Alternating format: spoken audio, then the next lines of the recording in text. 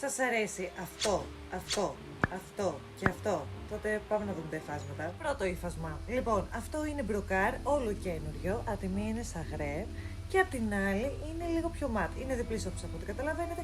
Από αυτή την πλευρά είναι λίγο πιο παστέλ τα χρώματά του και από αυτή είναι σαγρέ και λίγο πιο έντονο. Αυτό είναι το πιο απαλό χρώμα από τα τρία που θα σας δείξω σήμερα.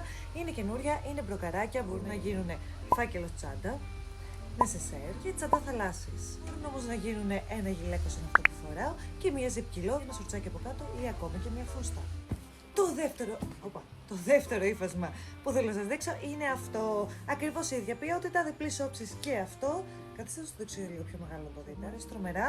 Που πάλι μπορείτε ασφαλώς να κάνετε όλα αυτά που σας είπα προηγουμένως.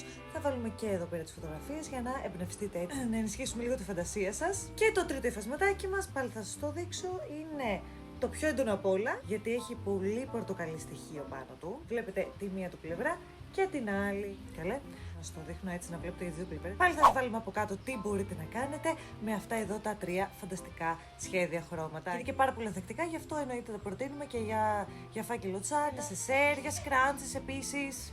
Για δείτε τα.